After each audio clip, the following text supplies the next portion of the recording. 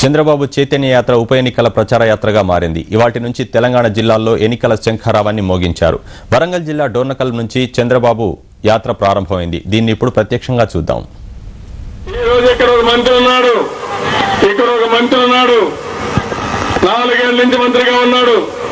నేను అడుగుతున్నా, కనీసం ఏదైతే వెన్నవరం కాలువ ద్వారా నీళ్లు వచ్చే నీళ్లు 4 సంవత్సరాల నుంచి నీళ్లు కూడా తెప్పించలేని ఈ మంత్రిని ఏమన్నా నాకైతే అర్థం కావడం లేదు. అంత అభివృద్ధి చేస్తున్నాడు. ఇక్కడ 35% గిరిజనులు ఉన్నారు, లంబాడలు ఉన్నారు. మీరు ఇక్కడ ఒక జనరల్ సీట్ లో ఆయన్ని గెలిపించారు. నేను అడుగుతున్నా, ఈరోజు ఏమైనా అభివృద్ధి చేశాడా? సంక్షేమం పెట్టాడా? ఎవరిని ఉద్ధరించలేదు, ఎవరికి ఏమి ఇవ్వలేదు. ఇది వాస్తవం అంటే అందరూ చప్పట్లు కొట్టి మీ ఆమోదం తెలియజేయాలి. మేము అసెంబ్లీలో పట్టుకున్నాం. ఎస్సీ ఎస్టీ సంక్షేమానికి 4 సంవత్సరాల్లో 3,500 కోట్ల రూపాయలు తగ్గించారు. పిల్లలకి స్కాలర్షిప్లు రావడం లేదు. కడకు ఎవరైతే సాంఘిక సంక్షేమ ఆస్తులు ఉన్నారో వాళ్ళకు దుప్పట్లు కూడా లేకుండా చలికి వణికిపోతా ఉంటే Telugu Desam party NTR memorial trust ద్వారా 3 లక్షల దుప్పట్లు వాళ్ళకి ఇస్తే కాంగ్రెస్ పార్టీ పట్టించుకున్న పాపాన పోలేదు. ప్రభుత్వం ఏమీ చేయలేదు. ఇప్పటికి కూడా చాలా అన్నం పెడుతున్నారు. అరాకొర వస్తులున్నాయి. చాలా ఇబ్బందులు. ఎస్టీ బిల్లులు, అదే మరి బీసీ బిల్లులు పడే పరిస్థితి వస్తా ఉంది. దీనికి కూడా ఏమీ చేయలేని చెప్పి మీకు తెలియజేస్తున్నాను. అందుకని ఇంకో పక్క చూస్తే నేను మిమ్మల్ని అందరూ అడుగుతున్నాను, 4 సంవత్సరాల్లో మీకు కష్టాలు పెరిగాయి, మీకు ఆర్థిక ఇబ్బందులు వచ్చాయి. ఈ రోజు మా ఆడపడుతున్నారు, ధరలన్నీ పెరిగిపోయినాయి. నేను అడుగుతున్నాను మిమ్మల్ని, ధరలు పెరిగాయో లేదో మా తమ్ముళ్ళు ఆడపడుతూ మీరే చెప్పాల్సిన అవసరం ఉంది. పెరిగాయా? బాగా పెరిగాయా? ఏమమ్మా పెరగలేదా? బాగా పెరిగిపోయినాయి. 300% పెరిగాయి.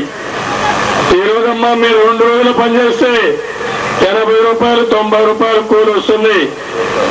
2 రోజులు పనిచేసిన తర్వాత 1 కేజీ వంట నూనె రావడం లేదు. అంటే 2 రోజులు కష్టపడితే 1 కేజీ వంట నూనె వస్తే ఇంకా మిగిలినట్టు ఎటు చేస్తారు అడుగుతున్నాం. పప్పులు పెరిగాయి, ఉప్పు పెరిగింది, మిరపకాయలు పెరిగాయి, కూరగాయలు పెరిగిపోయినాయి, చింతపండు పెరిగింది, బియ్యం కూడా పెరిగింది. అన్ని పెరిగిపోయి మీరు కష్టపడుతున్నారు. కానీ ఈ ప్రభుత్వం కేంద్రంలో రాష్ట్రంలో ఏమాత్రం కూడా పట్టించుకోవడం లేదు. మీకు న్యాయం చేయడం లేదు, ధరలు తగ్గించడం లేదు. మేము అందుకని అడిగాం, ధరలు తగ్గించలేని కేంద్ర ప్రభుత్వం, రాష్ట్ర ప్రభుత్వం ఈ రాష్ట్రంలో ఈ దేశంలో ఉన్న ఒకటి లేకపోయినా ఒకటి, ధరలు తగ్గించండి.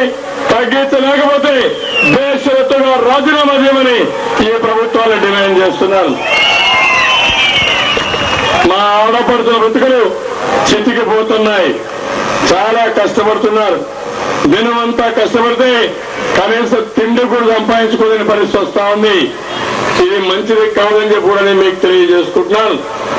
ఈరోజు ముఖ్యంగా మధ్యతరగతి కుటుంబాలు, పేద కుటుంబాలు చాలా అవసరపడుతున్నాయి. ఒక పక్క నిత్యావసర వస్తువులు, ఇంకో పక్క పేద పిల్లలు చదివించుకోవాలంటే పిల్లలకు ఫీజు కూడా కట్టలేని పరిస్థితి. గవర్నమెంట్ స్కూల్లో టీచర్లు లేని పరిస్థితి. చాలా అధ్వానమైన పరిస్థితి ఉంది. 4 ఏళ్లలో ఒక్క టీచర్ నియమించలేదు. ఈ 4 సంవత్సరాల్లో మీ యొక్క ఇబ్బందులు అధికమైనాయని చెప్పి కూడా మీకు తెలియజేస్తున్నాను. ఇంకో పక్క పేదవాళ్ళకి ఇండ్లు కట్టిస్తూ ఉంటున్నారు. పేదవాళ్ళకి ఇండ్లు కట్టడం లేదు. ఒకవేళ ఇచ్చినా మీరు కట్టుకునే పరిస్థితులు లేరు. ఈరోజు సిమెంట్ చూస్తే 80 రూపాయల నుంచి 260 రూపాయలు పెరిగిపోయింది. కమ్మె చూస్తే 15,000 నుంచి సుమారు 60,000 రూపాయలకు పెరిగిపోయే పరిస్థితి వచ్చింది. ఇటుక పెరిగింది, అన్ని పెరిగిపోయినాయి. ఈ రోజు కాంగ్రెస్ నాయకులు చేసే పని చూస్తే పేదవాళ్ళకి ఇండ్లు కట్టేయడం లేదు. 5 మంది పేరుతోనో నలుగురి పేరుతోనో వాళ్ళే ఇల్లు కట్టుకుంటున్నారు. ఇంకో పక్క పేదవాళ్ళకి కట్టకుండా పాత ఇళ్లకు బిల్లు వేసుకుంటున్నారు. ఇళ్లు కట్టకుండా బిల్లు చేసుకుంటున్నారు. ఈ విధంగా చాలా వరకు ఈ పేదవాళ్ళకి అందరికీ అన్యాయం జరుగుతా ఉంది. అదే మరిగా మధ్యతరగతి ఇబ్బందులు ఉన్నారు, చాలా సమస్యలు ఉన్నాయి, ఆదాయం పెరగలేదు, వాళ్ళకు కూడా సమస్యలు వచ్చాయని కూడా నేను మీకు తెలియజేస్తున్నాను.